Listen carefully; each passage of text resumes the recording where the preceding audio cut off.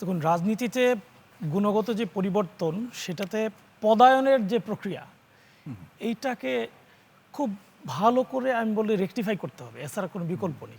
দেখেন, খেয়াল করে দেখেন, যারা এই হামলায় সরাসরি জড়িত ছিল, আপনার কাছে কি মনে হয় কোনোভাবে সেই ব্যক্তিরা এই হামলাকারী হিসেবে উপকৃত হবে?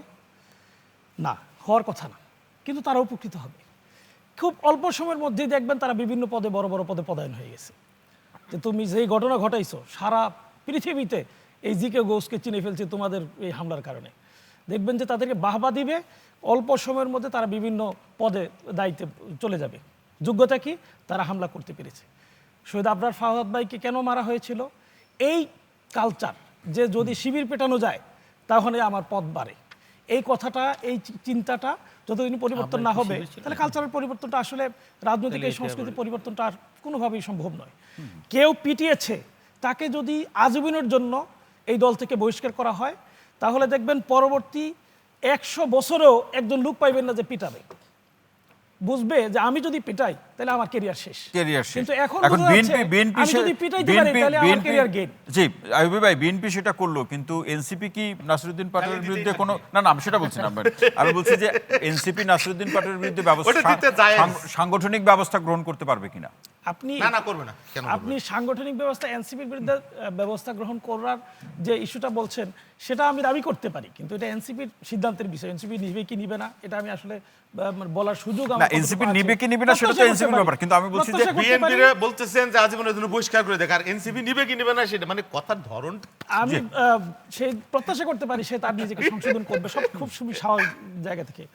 আর এই যে পরিবর্তন, এটা হইতে হবে যে যিনি হামলাকারী তিনি শাস্তির সম্মুখীন হবেন না, শুধু রাজনীতিতে তিনি অপাঙ্ক্তেয় হয়ে যাবেন, এইটা হইতে হবে। এটা আমরা ক্যাম্পাসে দেখেছি, যে মনে করেন আগে থেকে হামলাকারী গালিগালাজ করতে পেরেছে, সে দেখে গেছে পরবর্তীতে বড় নেতা হয়ে গেছে। তার মানে কি সামনে রাজনীতিতে নাসিরউদ্দিন পাটোয়ারি টিকে থাকবে? টিকে থাকবে না, সে বড় নেতা হয়েছে, ইতিমধ্যে। আর হামলাকারী সে আরো বড় হবে। আরে আসছে যে পাটোয়ারিকে সবাই বলছে কেউ কেউ উস্কি দিচ্ছে, সুরসুরি দিচ্ছে। আমি মনে করি এই ঘটনার মধ্যে দিয়ে সবচেয়ে বেশি উস্কে দেওয়া হয়েছে পাটোয়ারিকে, সুরসুরি দেওয়া হয়েছে। কিভাবে সেটা? কেন? যে ওনারাই বলছে যে পাটোয়ারির কথার কোনো মূল্য নাই, সুতরাং তাকে এড়িয়ে যাওয়াটাই খুব স্বাভাবিক। কিন্তু পাটোয়ারির কথার প্রেক্ষিতে আবার ওনারা বলছে যে ব্যাপক এই হামলার শিকার হলো, হামলার ঘটনা ঘটলো, তাহলে পাটোয়ারির কথাকে তারাই গুরুত্ব দিচ্ছে। তিনি বুঝছেন যে আমার প্রত্যেকটা কথা তাদের বুলেটের মতো গায়ে লাগছে, সুতরাং বেশি করে সে বলার চেষ্টা করবে।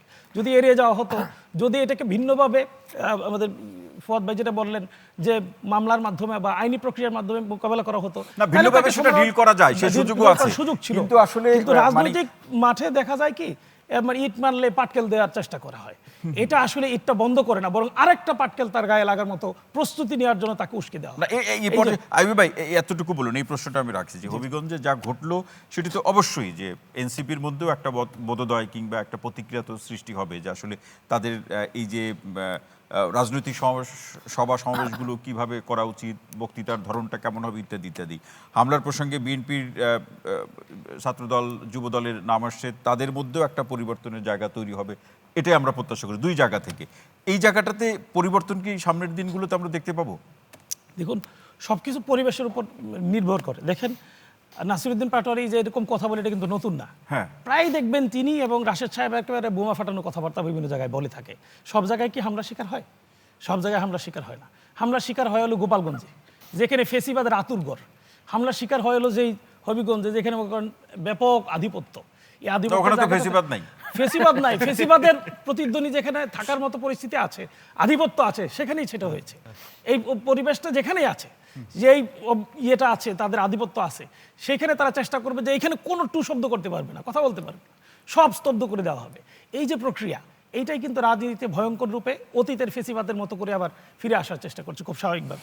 আরেকটা বিষয় খুব ইন্টারেস্টিং, যদিও কেউ বলে নাই, এই জন্য আমি একটু বলছি, সেটা হলো ট্রাক দিয়ে আটকে দেওয়া হয়েছে তাদেরকে। শ্রীমঙ্গলে আপনারা দেখেছেন যে ট্রাক দিয়ে আটকে দেওয়া হয়েছে। এটা আমার কাছে মনে হয় এরকম ঘটনা এত অল্প সময়ের মধ্যেই, যে সাবেক প্রধানমন্ত্রী বেগম খালেদা জিয়াকে ট্রাক দিয়ে আটকে দেওয়া হয়েছিল। এই ট্রাক দিয়ে আটকে দেওয়ার মতো শক্তি এনসিপির হয়ে গেল যে খালেদা জিয়ার মতো নেত্রীকে যেখানে আটকে দেওয়া হয়েছিল, তার মতো করে ট্রাক দিয়ে এনসিপিকে আটকাতে হলো।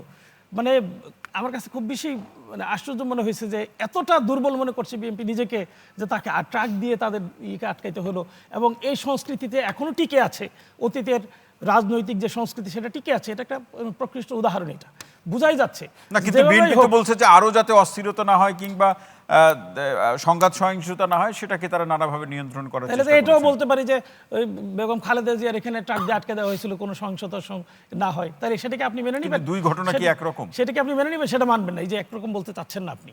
না, কিন্তু বলছি ট্রাক দুই- তো একই রকম। দুই- না, ট্রাক একই কিন্তু রকম। আবার সব ট্রাক একই ট্রাকের- রকমও না। এই দুই ট্রাক একই রকম। এই দুই ট্রাক ট্রাক একরকম। ইতিমধ্যে সোশ্যাল মিডিয়ায় একেবারে আগেরটা পরেরটা শোনেন, রাস্তার মধ্যে ট্রাকও ছিল, বাসও ছিল, এসে জমা হয়েছে, এরা পার হইতে পারে এই যে না। জমা এটারে হয়েছে। তারা ট্রাক না বানায়। না না, পুলিশ ব্রিফিং দিয়েছে, পুলিশ ব্রিফিং দিয়েছে এটা। কি পুলিশ কি বলেছে বলেন পুলিশ ভাই? পুলিশ মানে বলেছে যে পুরনো এটা- গল্প এই যে বিএনপি ট্রাক উল্টাইতে পারে নাই খালেদা জিয়ার, আর আমরা মগবাজারের অফিস সারা বছর দখল করে রাখছি তালা কইলা। জি আইয়ুব ভাই এই- বলেন। এই পুরনো গল্প উনি আর কি। কিন্তু বলছেন, উনি বলুন। যে কথাটা বলছেন যে বিশৃঙ্খলা বন্ধ করার জন্য পুলিশ বলছে যে ট্রাকটা এখানে দিয়ে দেওয়া হয়েছে। এই যে রাজনীতি, ট্রাক দিয়ে আটকে দেওয়া, এই যে রাজনীতি, কেউ কথা বললে তাকে হামলা করে আহত করা, রক্তাক্ত করা, এই যে এইটা হলো সেই অতীতের রাজনীতি।